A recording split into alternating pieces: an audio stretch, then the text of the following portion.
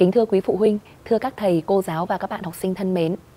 Với mong muốn quý phụ huynh và các bạn học sinh có cái nhìn tổng thể về sự khác biệt trong chương trình học thuật tại trường phổ thông Dewey, cập nhật triết lý và phương pháp giáo dục hiện đại trên thế giới, đồng thời có dịp lắng nghe chính các bạn học sinh chia sẻ về trải nghiệm học tập đa dạng dưới mái trường. Hôm nay, trường phổ thông Dewey vinh dự và trân trọng chào mừng quý vị đến tham dự hội thảo Real Life in the Classroom. Tham dự buổi hội thảo ngày hôm nay, tôi xin trân trọng giới thiệu có sự hiện diện của các diễn giả, khách mời. Cô Shannon Koga, thạc sĩ khoa học và giáo dục tại Đại học New England và Fort Hays State, nghiên cứu sinh tại Đại học Western Oriental, giám đốc chương trình cấp tiểu học và trung học cơ sở trường phổ thông Dewey. Cô Lô Thúy Hương, giám đốc chương trình tiếng Việt cấp tiểu học và trung học cơ sở trường phổ thông Dewey. Đặc biệt, trong phần 2 của chương trình hội thảo sẽ có sự tham gia và chia sẻ của đại diện học sinh các cấp học tại trường phổ thông Dewey. Và không thể thiếu sự quan tâm của các ba mẹ, các thầy cô giáo và các bạn học sinh đang theo dõi trực tuyến trên kênh truyền thông của nhà trường. Thưa quý phụ huynh và các thầy cô giáo, hội thảo hôm nay có thời lượng khoảng 60 phút với các nội dung cụ thể như sau. Cô Shannon Koga, giám đốc chương trình cấp tiểu học và trung học cơ sở, sẽ chia sẻ về triết lý giáo dục tại trường phổ thông Dewey, tổng quan về sứ mệnh, quan điểm giáo dục và thành quả chất lượng giáo dục của Dewey. Từ triết lý giáo dục và môi trường mà Dewey tạo ra thì học sinh đạt được kết quả gì và tại sao học sinh Dewey lại yêu thích việc học, yêu trường, yêu lớp đến như vậy. 4 giá trị cốt lõi của học sinh trường phổ thông Dewey. Tiếp theo chương trình, cô Lô Thúy Hương, giám đốc chương trình tiếng Việt cấp tiểu học và trung học cơ sở, sẽ chia sẻ về sự khác biệt giữa phương pháp giáo dục truyền thống và hiện đại, phương pháp học Learning by Doing và ứng dụng trong các môn học bằng tiếng Việt tại trường phổ thông Dewey. Phần tiếp theo, cô Shannon Koga sẽ chia sẻ về 3 phương pháp học tại Dewey, phương pháp học tập liên môn, phương pháp truy vấn, phương pháp tư duy thiết kế và ứng dụng các phương pháp này trong các môn học bằng tiếng Anh. Trong phần giao lưu với đại diện học sinh trường phổ thông Dewey, chúng ta sẽ cùng nghe chính các bạn học sinh kể về cách học, cách các thầy cô giáo truyền tải kiến thức, cảm hứng và những trải nghiệm học thuật của các bạn tại trường. Phần hỏi đáp là những câu hỏi từ quý phụ huynh và các thông tin thêm về các hoạt động tuyển sinh với những bất ngờ thú vị sẽ khép lại chương trình hội thảo hôm nay. Trong thời gian diễn ra hội thảo, quý phụ huynh quan tâm tìm hiểu về trường thì có thể để lại thông tin vào link đăng ký tại bài post này và nhận các tư vấn cụ thể về các chương trình ưu đãi đặc biệt dành cho học sinh mới nhập học tại trường. Trân trọng cảm ơn quý vị. Thưa quý phụ huynh, Xây dựng môi trường giáo dục an toàn, nơi các bạn học sinh trưởng thành từng ngày từ những trải nghiệm học thuật, những giờ sinh hoạt chung vui vẻ với thầy cô giáo hay là những trò chơi tuổi học trò chan hòa trong vòng tay bạn bè là mong ước, là mục tiêu hướng tới của ban lãnh đạo hệ thống trường phổ thông Dewey. Trên hành trình dẫn bước trưởng thành cho mỗi học sinh, ban lãnh đạo nhà trường đặc biệt đề cao vấn đề học thuật và không ngừng làm việc để nâng cao chất lượng giáo dục tại hệ thống nhà trường. Ngay sau đây, tôi xin trân trọng kính mời cô Sanan Koga, Giám đốc cấp tiểu học và trung học cơ sở trường phổ thông Dewey sẽ thực hiện phần trình bày của mình. Xin trân trọng kính mời cô. Thank you. John Dewey was an American philosopher and educator born in 1859. That is more than 160 years ago. And that is shocking because his thoughts and understandings about education have never been stronger than they are today. After teaching high school, elementary school, and university, Dewey made his mark in Japan and China and many countries in Africa. He is truly a world-renowned philosopher. Dewey looked at education as a social function, something like how we look at schools as mini societies today. He said that education is a social consciousness, a means for society to adapt and grow through not only content acquisition, but also learning how to live. His ideas regarding what education is and what effect it should have on society and how education can change society are 100% relevant even today. His message was that the purpose of education should not be just gaining knowledge and a grade-by-grade set of skills, but actually it is more that each person should live to their fullest potential and put the skills that they have learned to good use. He talked about how education and schooling are instrumental in creating social change and reform. And so it is our responsibilities as educators to help students to realize their full potential, just what they might be able to achieve, to challenge themselves to the next step and the next level, because they are the new leaders of the world. Dewey looked at education being a balance between delivering knowledge and skills and supporting the interests and experiences of the students. And he put great importance on the role that the teacher should play in this. Dewey was critical of both the public education system and the teacher training systems, much like the citizens of rapidly developing and expanding countries are today. He claimed that teacher education produced teachers with strategies and skills so limited that they could not produce students that met the needs of the real world. By teaching through mastery of facts and rote learning, he stated that schools produced passive students, and instead, students should be independent, reflective, and ethical. This leads directly to the thoughts I mentioned earlier about schools being social conduit. He said schools prepare students for docile compliance with authoritarian work and political structures, discourage the pursuit of individual and communal inquiry, and perceive higher learning as a monopoly of the institution of education. That was in 1916. What a terrible thought, that education's purpose is to train students for work by providing them with a limited set of skills and information to do a particular job. Knowing that and dreaming of a better future and realizing our students' potential is why we have taken on the Dewey Schools. Xin cảm ơn cô Sanan Koga. Các ba mẹ thân mến, giáo dục không phải là sự chuẩn bị cho cuộc sống, giáo dục chính là cuộc sống. Đây là câu nói nổi tiếng của John Dewey, một triết gia vĩ đại, một nhà tâm lý học xuất sắc và một nhà giáo dục cấp tiến, đồng thời cũng là kim chỉ nam cho triết lý giáo dục tại trường phổ thông Dewey. Chúng tôi tin rằng một ngôi trường hướng tới học sinh và luôn tạo ra một môi trường học tập với trải nghiệm đa dạng, thúc đẩy khả năng sáng tạo. Để hiểu rõ hơn về trường phổ thông Dewey, kính mời quý phụ huynh cùng xem clip sau đây. The 21st century is a time of transformation around the world. The technology revolution, the growing cultural diversity as a result of mass migration, the interwoven global economies. We live in an ever-changing world. That raises the question of how to create a generation who can control the changes of the world. Unlike yesterday's education providing students with knowledge passively, today's education is student-centered. To succeed in this new era, our schools must reach beyond teaching reading, mathematics, and science. Authentic learning flourishes in a school facility designed to inspire belonging, strong relationships, independence, and innovation. I believe we have such a school. It's my first time seeing such a modern and smart school here in Vietnam.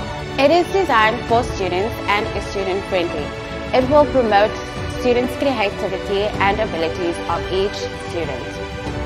This is truly a futuristic school.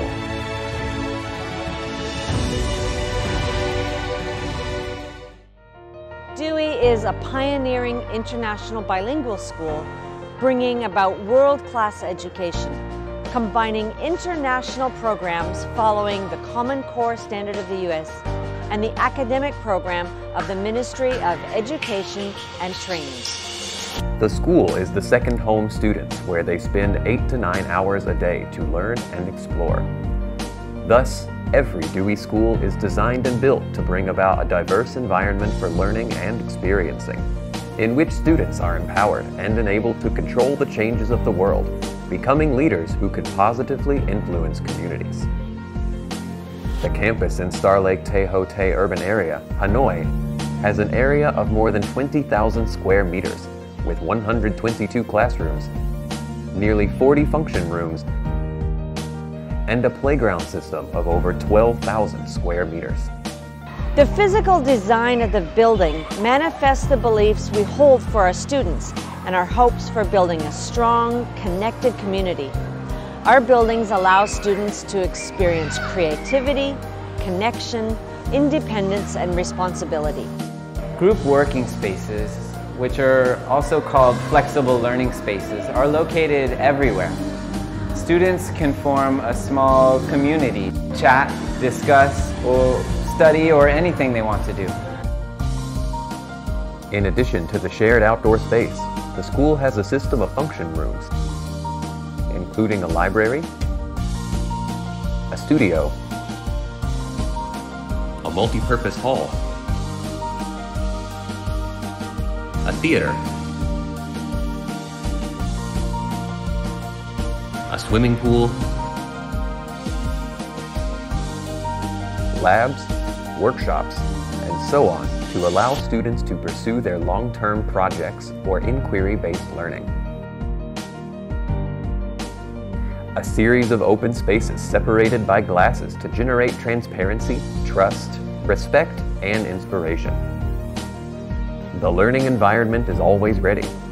Art supplies, lab equipment, blank walls for writing/drawing on, or different technological devices are distributed all over the campus to facilitate students' experience and creativity.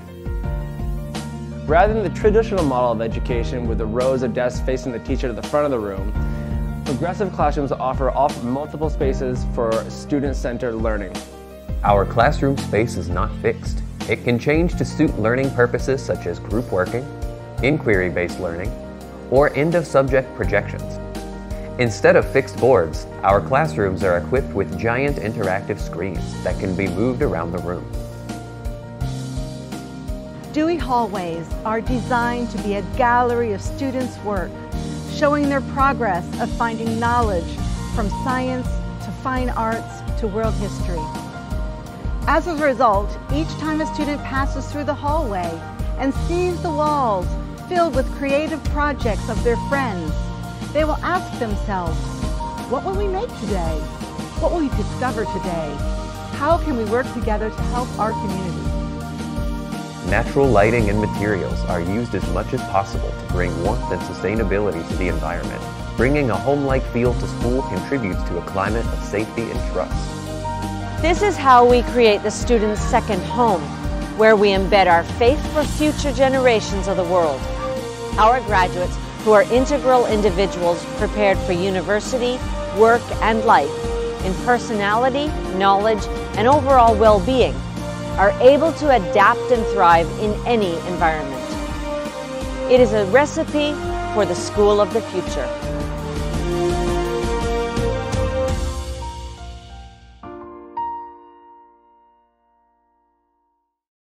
Thưa quý vị phụ huynh, tại Dewey, học sinh được tập trung xây dựng 4 giá trị cốt lõi giúp các em sẵn sàng làm chủ sự thay đổi của thế giới và trở thành người lãnh đạo tích cực tới cộng đồng.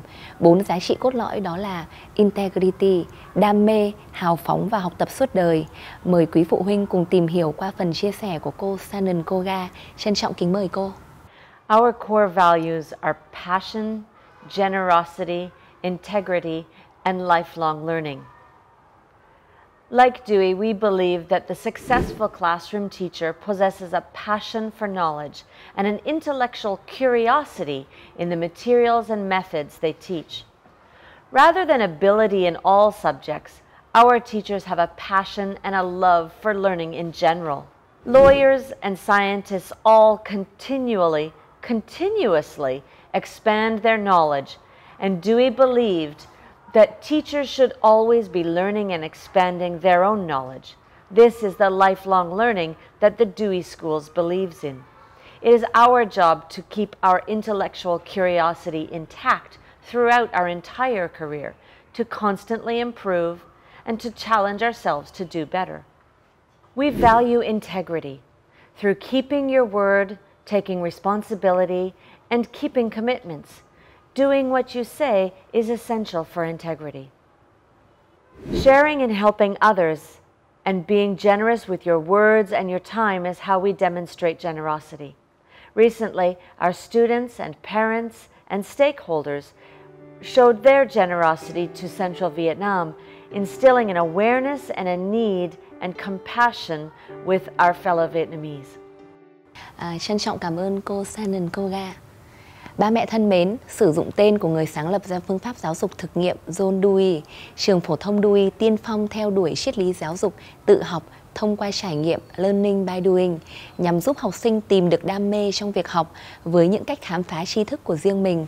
Sau đây tôi xin mời cô Lô Thúy Hương, Giám đốc chương trình tiếng Việt cấp tiểu học và trung học cơ sở sẽ chia sẻ về sự khác biệt giữa phương pháp giáo dục truyền thống và hiện đại, phương pháp học Learning by Doing và ứng dụng trong các môn học bằng tiếng Việt tại Trường Phổ thông Dewey. Xin trân trọng kính mời cô. Như các phụ huynh đã thấy, hiện tại chúng ta đang sống trong thế kỷ 21, sống trong một xã hội có nhiều đổi thay, xã hội có cuộc cách mạng công nghệ lần thứ 4 trong lịch sử, phát triển trên 3 trụ cột chính: kỹ thuật số, công nghệ sinh học, trí tuệ nhân tạo. Trẻ em sinh ra và lớn lên trong thế kỷ 21 khác xa và có một nền tảng cao hơn với tất cả những trẻ sinh ra trong những thế kỷ trước đó. Để sống bình thường trong xã hội của thế kỷ 21, đòi hỏi trẻ phải có những phẩm chất và năng lực phù hợp. Điều này có nghĩa là trẻ phải được học một nội dung chương trình với một cách học khác với nội dung chương trình và cách học mà cha ông trẻ, bố mẹ trẻ đã được học trước đó. Nội dung chương trình mà trẻ được học phải ngang tầm với thời đại, ngang tầm với xã hội mới, với một cách học của nhà trường hiện đại. The Dewey School xác định giáo dục không chỉ để chuẩn bị cho cuộc sống, mà giáo dục chính là cuộc sống hàng ngày của trẻ. Mọi hoạt động giáo dục trong nhà trường đều lấy học sinh là điểm xuất phát, là trung tâm, là kết thúc của tất cả. Mục tiêu cơ bản của giáo dục trong nhà trường Dewey School là tạo cho học sinh có năng lực để giải quyết tất cả các nhiệm vụ của cuộc sống trong mọi tình huống có thể, tạo cho học sinh năng lực tự học và tự hoàn thiện bản thân. The Dewey School xây dựng một nội dung chương trình các môn học theo nền tảng của John Dewey. Nội dung chương trình của các môn học đều lấy học sinh làm nơi đi và nơi đến. Môn học, đặc biệt là các môn học thuộc lĩnh vực khoa học như môn toán, môn khoa học và môn tiếng Việt, nội dung đưa đến cho học sinh là khái niệm khoa học của xã hội hiện tại. Phương pháp tổ chức dạy học của Dewey School đi theo triết lý, theo học thuyết giáo dục của John Dewey, dạy học thông qua quá trình phát triển tự nhiên của học sinh, lấy học sinh làm trung tâm, dựa vào thực hành. Học sinh The Dewey School đến trường học cả nội dung học và cả cách học. Các trường học coi nội dung học là sản phẩm có sẵn, chỉ việc truyền thụ, thì cách tổ chức của họ là thầy giảng giải, trò ghi nhớ. Dewey School coi nội dung cần học là sản phẩm mà học sinh còn phải tự làm ra. Em tự làm ra khái niệm cho chính mình. Vì thế, cách tổ chức dạy học của Dewey School là bằng việc làm, learning by doing. Tổ chức dạy học bằng việc làm, learning by doing, là bí quyết của nền giáo dục hiện đại. Học sinh chỉ có được các tri thức thực sự khi bằng hoạt động thực tế của mình, chứ không phải bằng cách ghi nhớ. Những tri thức và các kỹ năng có được từ việc học sinh tự mình trải nghiệm thì học sinh mới ghi khắc trong tâm trí của mình. Học bằng việc làm, learning by doing, luôn có giá trị sâu sắc đối với mỗi học sinh. Các thầy cô giáo, các cha mẹ có lẽ không quên một câu châm ngôn nổi tiếng: nếu bạn nói, tôi sẽ quên. Nếu bạn chỉ dẫn, tôi sẽ nhớ một nửa. Nếu bạn để tôi làm, tôi sẽ không thể quên. Nguyên tắc vàng của nghiệp vụ sư phạm tại Dewey School là không đem đến cho học sinh sản phẩm làm sẵn. Muốn có gì, em phải tự làm lấy cho chính mình. Dewey School đã tổ chức dạy học bằng việc làm như thế nào? Trường thiết kế tất cả các nội dung, tất cả các khái niệm thành hệ thống một việc làm. Từng việc làm, nhà trường lại thiết kế thành một chuỗi các thao tác theo thứ tự chặt chẽ. Ai làm cũng được, làm đâu được đấy, làm gì được đấy, làm đâu chắc đấy, làm ra sản phẩm tất yếu và tiết kiệm thời gian nhất. Giáo viên đứng lớp tổ chức cho học sinh đi lại con đường các nhà khoa học đã đi, mà là con đường ngắn nhất. Tổ chức cho học sinh làm lại các thao tác nhà khoa học đã làm để tìm ra khái niệm. Học sinh học bằng làm, học bằng hoạt động, cho nên các em học không cần cố gắng, học không cần quá sức. Ai cũng học được, học đâu chắc đấy. Các em học theo một quy trình: làm bằng tay với các đồ vật, làm bằng ngôn ngữ và làm bằng ký hiệu, sơ đồ. Học bằng tay, làm bằng tay.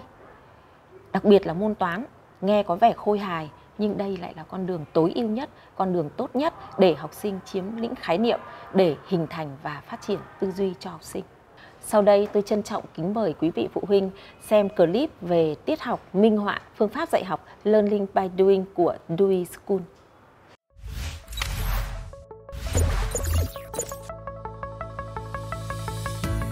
Con chuẩn bị khối nhựa ra và con cho hai tay khối nhựa cho vào túi. Miệng nói gộp lại. Gộp lại. Cả lớp nói to một lần nữa, gộp lại. Gộp lại. Các con cầm sản phẩm đây. Con được mấy khối nhựa? Rất nhiều bạn đến nhanh, còn các bạn khác đến khẩn trương đọc cho cô kết quả nào. Minh Quê. Con được 7 khối nhựa. Bạn khác nào? Bánh Chi nào? Thưa cô là con được 7 khối nhựa. Lúc đầu con có gì? Con làm gì? Và sản phẩm con được gì? Con thưa cô là lúc đầu em có 4 khối nhựa và 3 khối nhựa. Gộp lại em được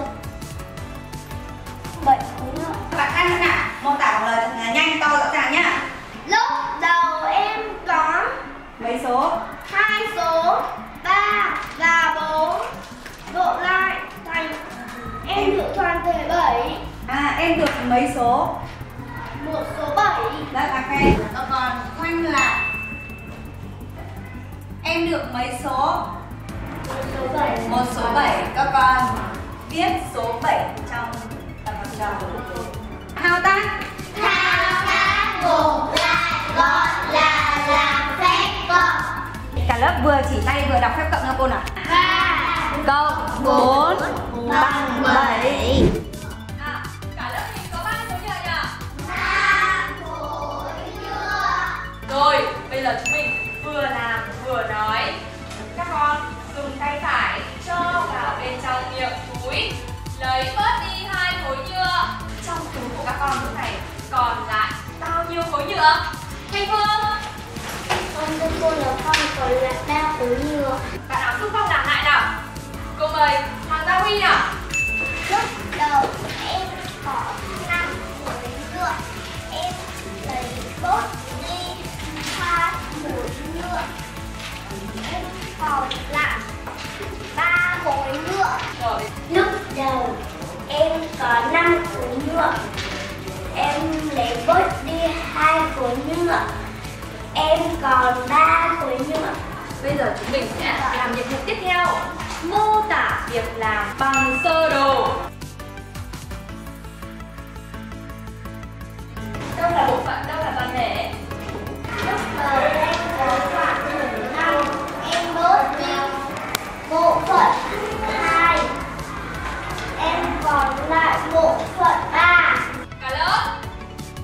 Làm thao tác tốt đi, còn là làm xét trừ. Bây giờ chúng ta cùng nhau đi tìm hiểu mối quan hệ giữa đề sinh mét vuông và cm vuông. Em tô màu vào một hình vuông nhỏ bên trong hình vuông 1 dm. Diện tích của hình vuông vừa tô bằng bao nhiêu? Bây giờ diện tích của hình vuông vừa tô bằng 1 cm vuông. Rất tốt ạ. Hình vuông 1 dm vuông có chứa bao nhiêu hình vuông có cạnh là 1 cm? Hình vuông có cạnh dm vuông có chứa 100 hình vuông. Em đã làm thế nào để có thể tìm ra được? Đấy là một cạnh hình vuông với một cạnh. Như vậy là 100 hình đúng không? Rồi. Các bạn đọc kết quả và mọi người đi ngay đi. Bây giờ là 1 dm vuông bằng 100 cm vuông. Rất tốt ạ.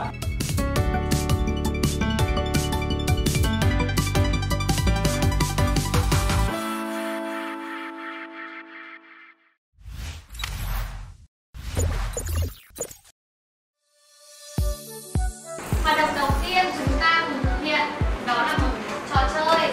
Các bạn sẽ lần lượt viết các từ thuần Việt một âm tiết chủ đề ăn lên bảng. Sau khi viết xong sẽ quay về và truyền bút cho các bạn trong nhóm của mình. Các bạn đã hiểu cách chơi chưa?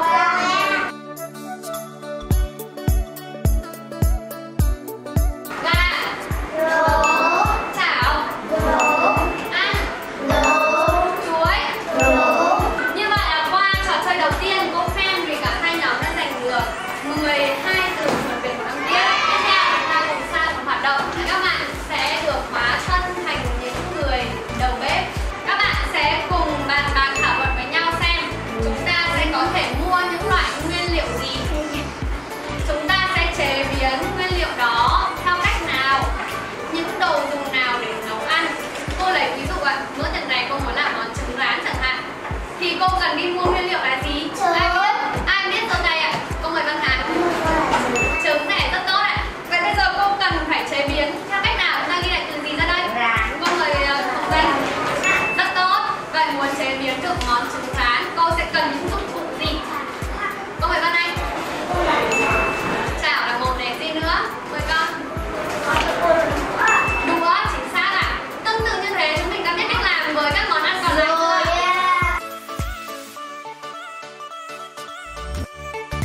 Bốc thăm tấm phiếu, đọc to vần ở trong tấm phiếu này lên và tìm một tiếng có nghĩa chứa vần đó. Bạn nào sẵn sàng? Rồi, chúng mình giúp một cái nào. Cả lớp vào đây. Con tìm một tiếng chứa vần quê. Chính xác, cả lớp bắt âm to. Cả lớp phân tích tiếng quê với chúng mình. Tốt. Cả lớp. Con tìm một tiếng chứa vần hoe. Quế, cả lớp phát âm. Cả lớp phân tích tiếng quế với kia.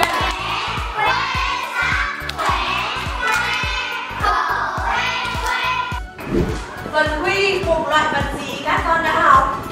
Cô mời Minh Giang. Vần huy. Chính xác.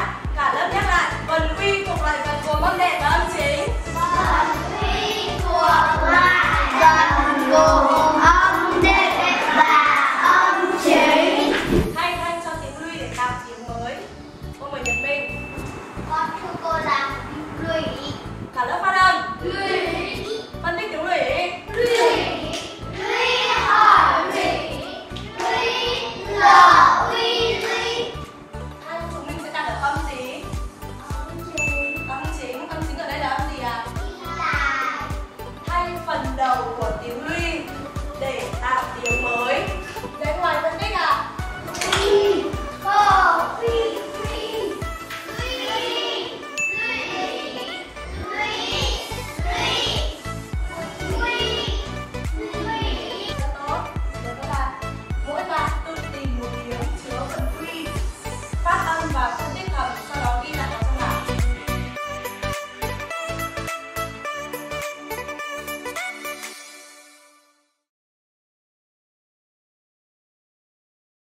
Học sinh học bằng làm, tự làm ra sản phẩm cho chính mình thì học sinh sẽ tự tin. Em tự tin thì em sẽ tự trọng. Tự tin và tự trọng là phẩm chất nhân cách cần có nơi học sinh mà The Dewey School hướng tới. Đến với The Dewey School, các em được thúc đẩy lòng đam mê, sự yêu thích môn học, yêu cuộc sống. Các em dám làm nghiên cứu, dám khoa học, dám mắc sai lầm và dám sống thật. Đến với The Dewey School, mỗi học sinh đều được tôn trọng và được trở thành chính mình. Xin trân trọng cảm ơn cô Lô Thúy Hương. Tiếp theo chương trình sẽ là phần chia sẻ của cô Sanan Koga về 3 phương pháp học tại The Dewey School: phương pháp học tập liên môn, phương pháp học tập truy vấn và phương pháp tư duy thiết kế, và ứng dụng của các phương pháp học này trong các môn học bằng tiếng Anh. Xin trân trọng kính mời cô ạ. John Dewey said that education stifles individual autonomy when learners are taught that knowledge is transmitted in one direction, from the expert to the learner. And so comes the Dewey Schools. We believe in hands-on learning, learning by doing, experiential education. Dewey's ideas pertaining to learning through active inquiry driving problem-based and project-based learning. That is what drives what we do in STEAM, science, math, and English language courses. Để hiểu hơn về những điều mà cô Sanan vừa chia sẻ, xin mời quý vị cùng xem clip sau đây, và ngay sau clip sẽ là phần giao lưu với các bạn học sinh.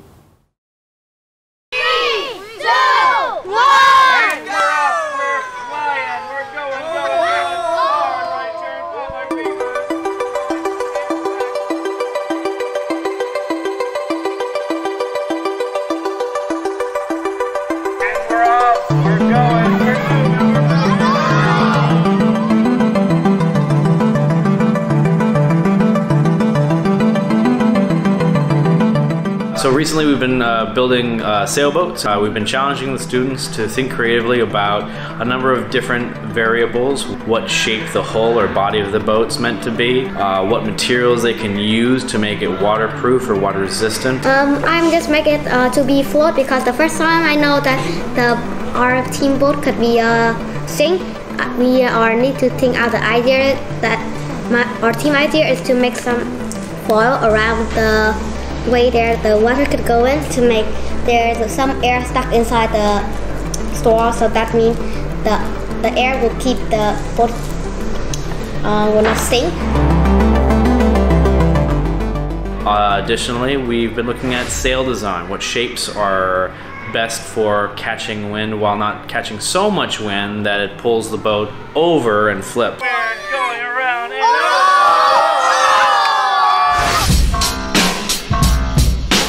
in the sail, in here there's a pirate skull. It has a skull with swords on it, which I drew, and I'm pretty proud of myself. About the pirate flag, I was about to put somewhere on the boat because some of my teammates didn't like it on the tip of the top. I didn't really like it very much, so I destroyed it into a million pieces. A lot of times people think failure is a bad thing, but in STEAM and in life in general, we learn through failure and how to overcome that failure. And the students have had a number of different opportunities to test different designs and improve their previous designs, or start from scratch and try something brand new. So it's a really good opportunity for students to sort of think creatively, work in small groups, and be independent. And build something that is theirs. We use sticks, straw, and some foil. No, many foil.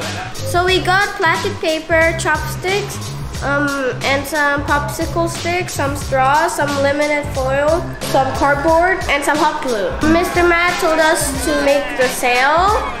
We have to make it waterproof so it won't sink, and we have to make it float. We have to make it sealed, and we have to add some weight. So Mr. Matt say when it's a little bit heavy means it's really good. 3, 2, 1. And they're off. Oh, the calamity. They're just all over the place. There's one strong movement towards the end of this line with a hard right turn. Oh, are we going to make it to the end? Who knows? Oh, we have We got plastic straw, foil, and cardboard player, stick, and chopstick. And that is really what STEAM is all about, is learning from your mistakes and correcting them as best as you can.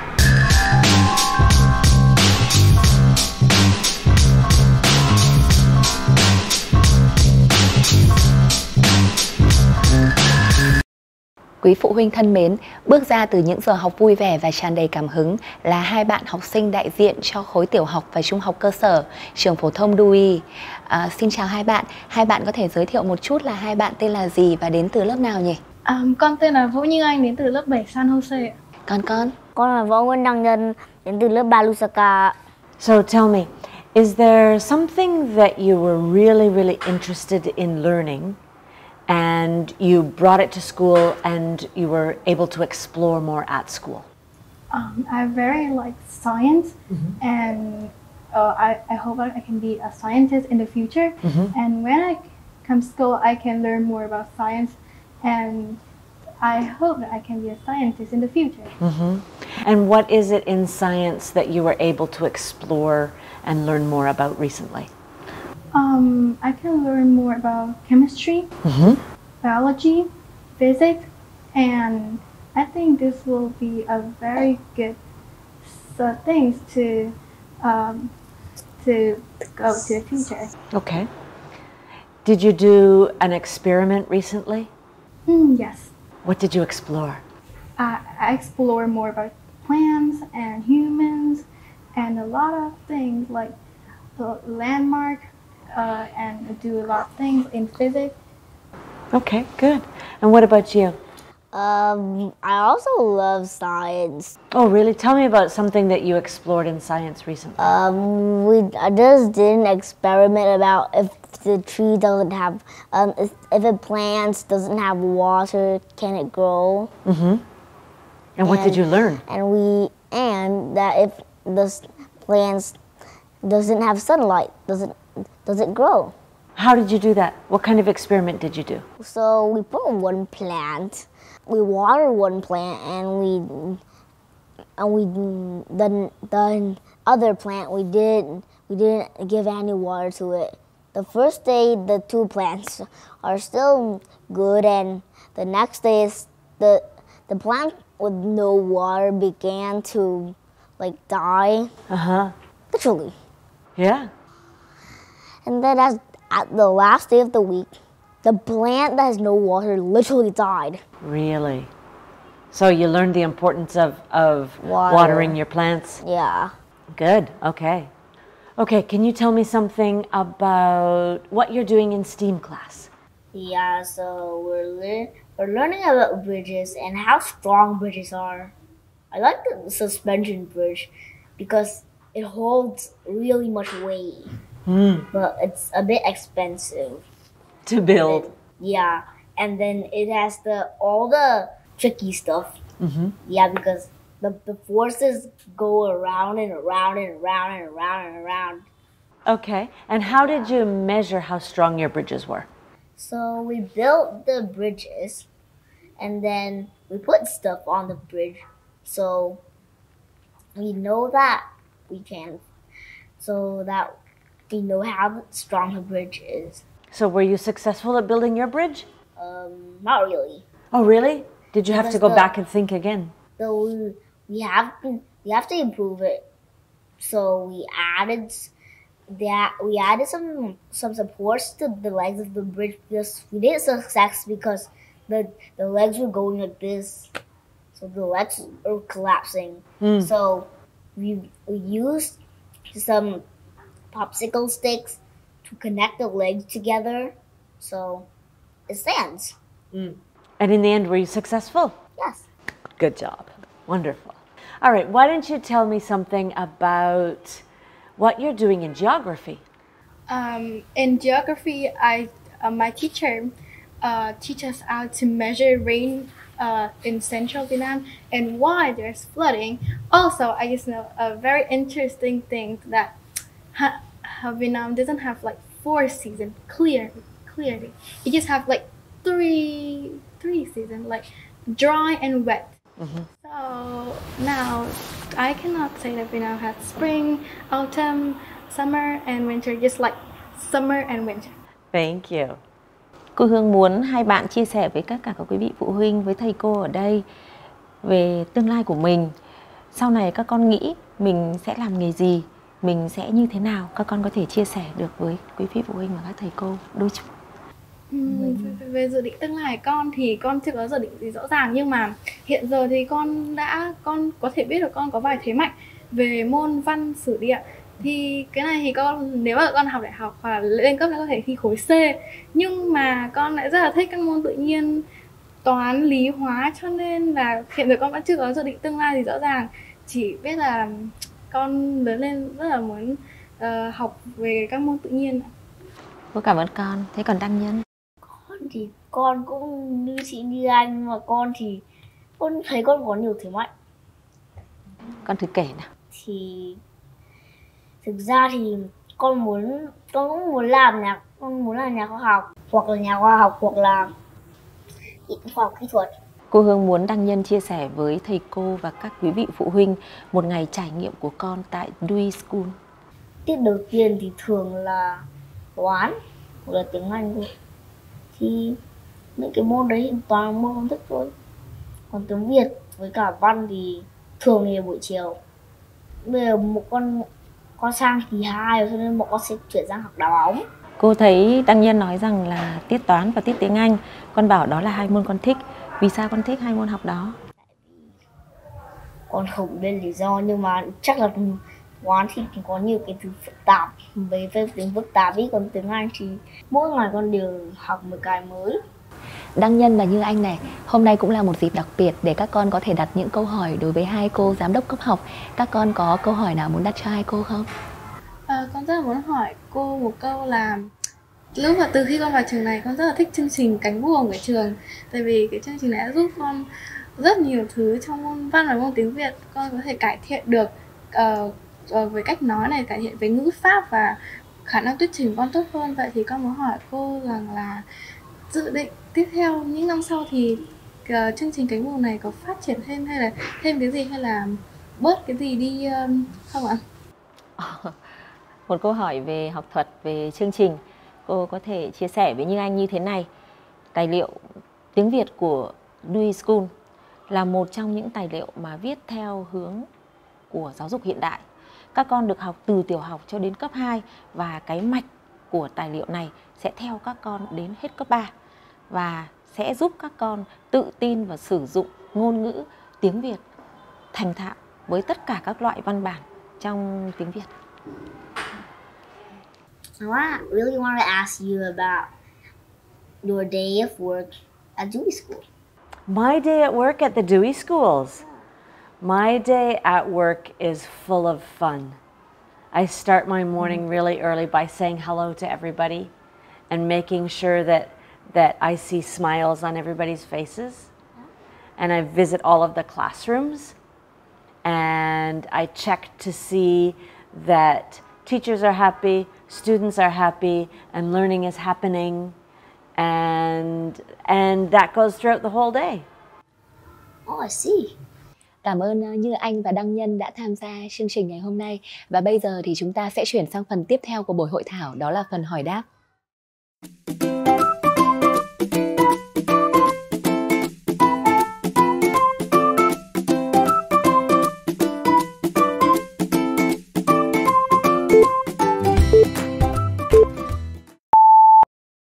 Trong thời gian vừa qua thì chúng tôi đã nhận được câu hỏi của các ba mẹ gửi tới cho các diễn giả như sau. Câu hỏi số 1 ạ. Tôi thấy phương pháp học tại Dewey rất hiện đại, khác xa với phương pháp giáo dục truyền thống. Con tôi đang học ở một trường tư thục, muốn chuyển ngang sang học Dewey thì con có gặp khó khăn gì khi học phương pháp mới của Dewey hay không? Nhà trường có những kế hoạch hỗ trợ gì cho con?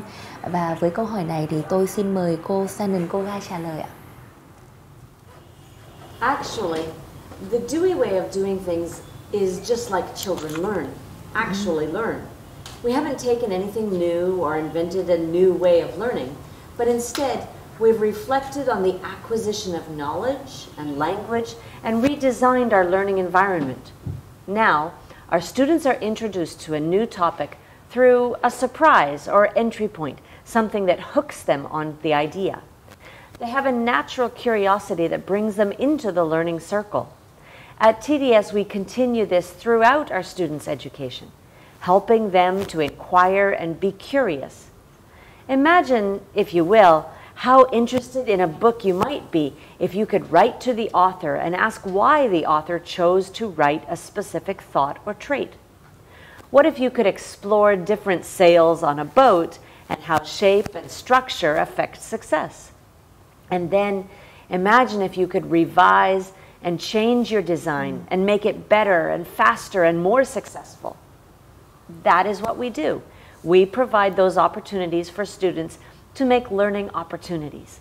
They aren't mistakes. They're something that they learned. It was Edison who said that he didn't fail, he just found 1,000 ways that didn't work yet.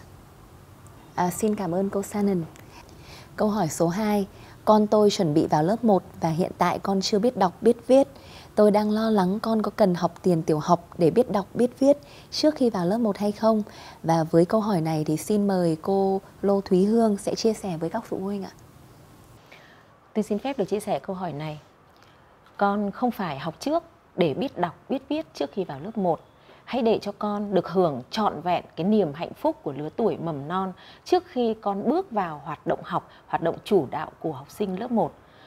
Con học trước, khi vào lớp 1 con sẽ mất hứng thú. Giáo viên dạy trước cho con có thể dạy con viết chưa đúng, đọc chưa chuẩn, tức là phát âm chưa chuẩn. Những gì đưa đến cho trẻ lần đầu tiên rất quan trọng. Nếu trẻ học sai, tức là học sinh học chưa đúng, mà phải học lại, làm lại thì thực sự là rất khó khăn đối với học sinh.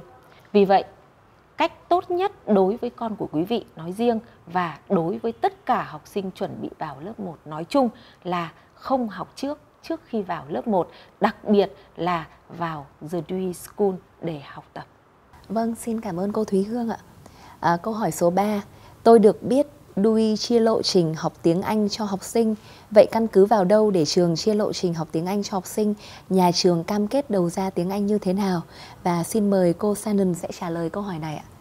The Dewey Schools has multiple pathways for students to embark on, largely depending on the effect they wish to have on the world. Students who wish to pursue education in Vietnam choose the advanced or bilingual programs. Students who want to attend a university overseas can actually graduate from an American high school. And who knows, one of TDS's current students might be a professor, a politician, a humanitarian, or even a Nobel laureate in the future. In getting there, English is only one component. Of course, we want all of our students to show not just our core values, but also an excellence in English and Vietnamese, in math and sciences, in the arts, and in athletics. We are looking for well-rounded learners who have passion and energy and are eager to learn. All of our teachers have that passion, and they are committed to teaching the students, supporting their growth, and challenging them to do wonderful things. Xin cảm ơn cô Shannon. Câu hỏi số 4. Hàng ngày con đi học về, bố mẹ có phải dạy con ở nhà không? Xin mời cô Lô Hương trả lời ạ. Tôi xin phép được trả lời câu hỏi này. Hiện nay chúng ta đang sống trong một xã hội phát triển. Việc phân hóa, lao động được thực hiện mạnh mẽ trong mọi lĩnh vực của cuộc sống, đặc biệt là trong giáo dục. Cha mẹ và nhà trường, mỗi bên đều có một nhiệm vụ riêng của mình, không ai làm thay bên nào và cũng không ai lấn sân nhau ai cả. Nhưng cả hai bên đều phải phối hợp với nhau để đem lại hiệu quả tốt nhất cho nhân vật ở giữa, đó là học sinh. Việc dạy là việc của nhà trường, của thầy cô giáo. Việc của cha mẹ là lo cho con ăn ngon, mặc đẹp, cho con đi học chuyên cần, nhắc nhở con hoàn thành nhiệm vụ ở nhà. Nhận thức và thực hiện tốt điều này thì học sinh chính là người được hưởng lợi nhiều nhất. Làm tốt việc này thì cha mẹ, nhà trường và mỗi học sinh đều được hạnh phúc. Xin cảm ơn cô.